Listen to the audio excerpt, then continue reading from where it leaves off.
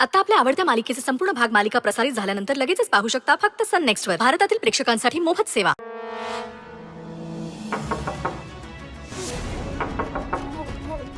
आता कोण आला असेल?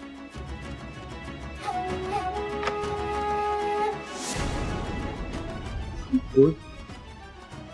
मॅडम तुम्ही तुम्ही आतमध्ये या.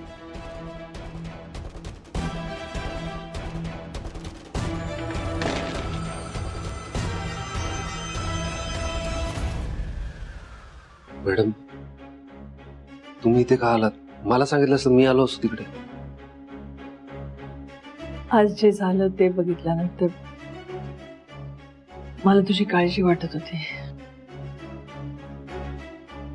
मॅडम एकतर मी ते साहेबांना न सांगता स्वानंदीला भेटायला आलो, त्यामुळे साहेब ऑलरेडी खूप चिडले. तुम्हाला जर इथे बघितलं तर अजून प्रॉब्लेम. कळतंय मला. तू तू बरा आहेस ना? एवढंच बघायचं होतं. बरं आहे. तुम्ही बसा, मी पाणी आणू.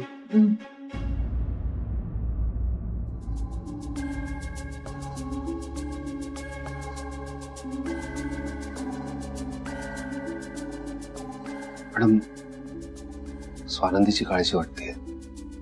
त्यांनी खूप मोठा गैरसमज करून घेतलाय माझ्याबद्दल. बरं ते अंबिका मॅडमला मी का गुन्हेगार वाटतो तेच कळत नाही.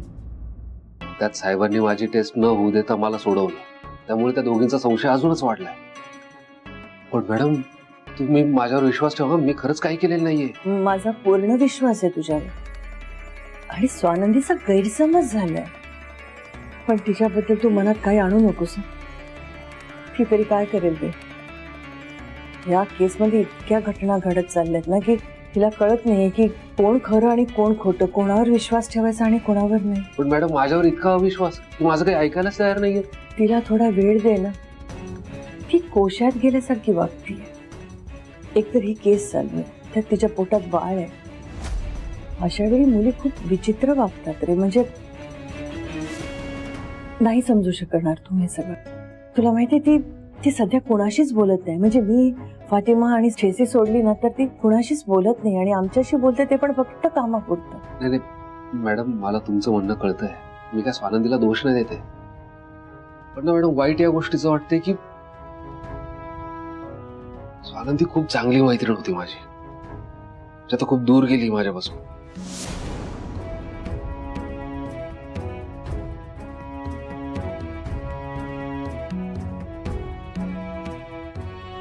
म्हणून म्हणते थोडासा वेळ दे ना.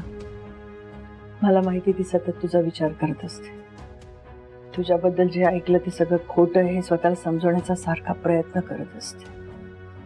तुला तुझ्या मैत्रीवर विश्वास आहे ना? मग थोडासा धीर धर ना. माझा विश्वास आहे सगळं नीट होणार. ती स्वतः येईल तुला भेटायला. ती स्वतः बोलेल तुझ्याशी, तुझं ऐकून घेईल, तुला समजून घेईल. पण तू हिंमत हारू नकोस. नाही मॅडम,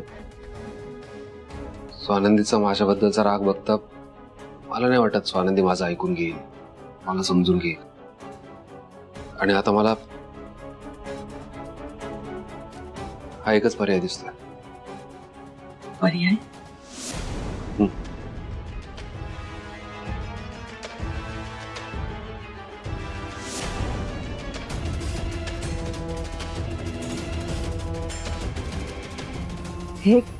हे काय म्हणे?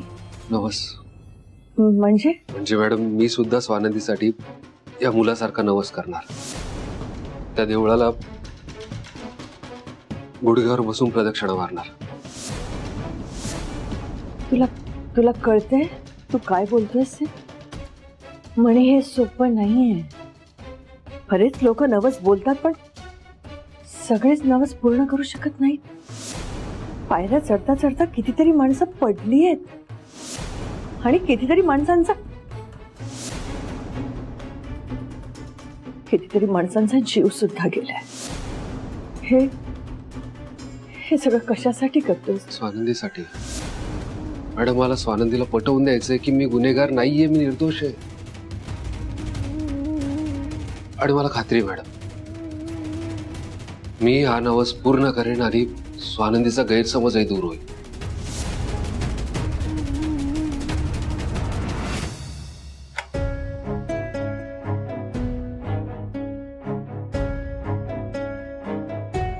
काळजी घे. देवी आई तुझा नवस नक्की पूर्ण करेल.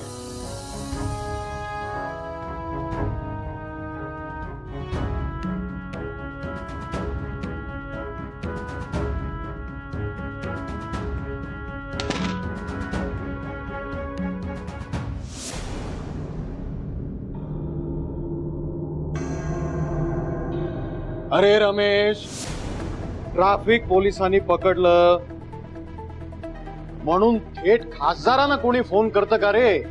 हा? नक्कीच तू सिग्नल जम्प केला असशील, त्याशिवाय तुला कोणी धरेल का? आणि तुला कसली एवढी घाई असते रे? हा? हे बघ, त्यावेळेला तुला सोडवतोय, पुढच्या वेळेला मी मध्ये पडणार नाही, सांगून ठेवतो. हा, बरं मला सांग, ते कार्यकर्त्यांचं शिबिर आहे त्याची तयारी कुठपर्यंत आली? हो, मी मणी बरोबर कॅश पाठवतोय.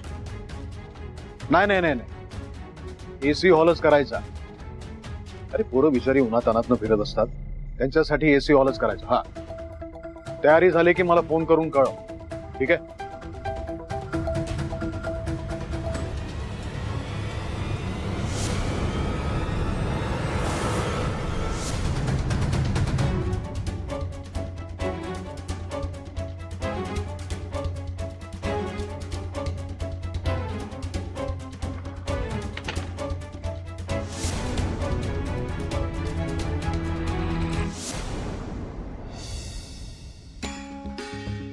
हाय स्वानंदी.